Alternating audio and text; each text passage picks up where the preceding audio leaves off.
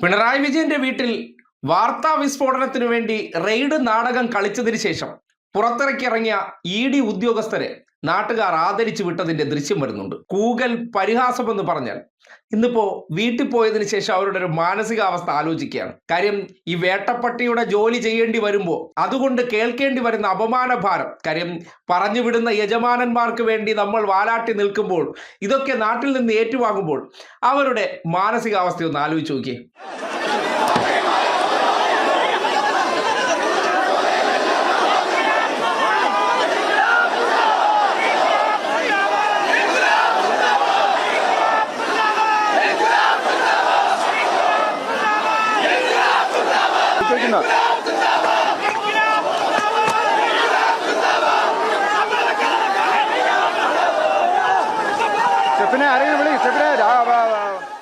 ആക്രമണത്തിന്റെ ദൃശ്യമാണ് കാണുന്നത്. ഇഡിയുടെ വാഹനത്തിന് നേരെ നടന്ന ആക്രമണത്തിന്റെ ദൃശ്യം.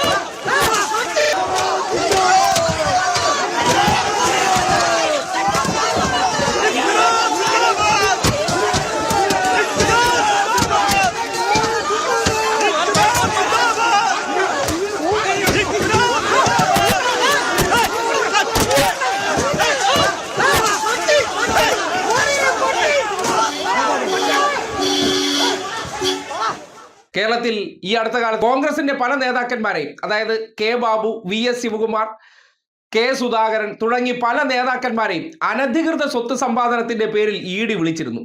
നിങ്ങൾ എവിടെയെങ്കിലും ഒരിടത്ത് ഇങ്ങനെ ഒരു പ്രതിഷേധം കണ്ടോ?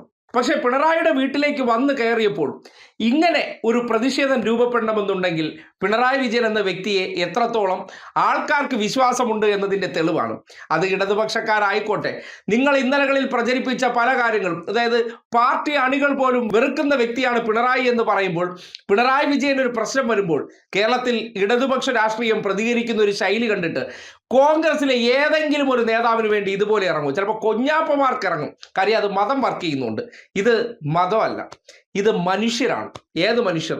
ആശയത്തിൽ വിശ്വസിക്കുന്ന മനുഷ്യർ, അല്ലാതെ മത അടിമകളോ ശാഖ അടിമകളോ അല്ല. അവിടെയൊക്കെ എന്ന് പറഞ്ഞാൽ നമ്മൾ പറയാറില്ലേ, മതത്തിനെ അടിമകളാക്കിയിടുന്നു, ശാഖയിൽ അടിമകളാക്കിയിടുന്നു എന്നതിനപ്പുറം CPM എന്ന പുരോഗമന പ്രസ്ഥാനത്തിന്റെ ഒരു നേതാവിനോട് ജനങ്ങൾക്കുള്ള വിശ്വാസം എന്താണ് എന്നതിന്റെ തെളിവാണ്.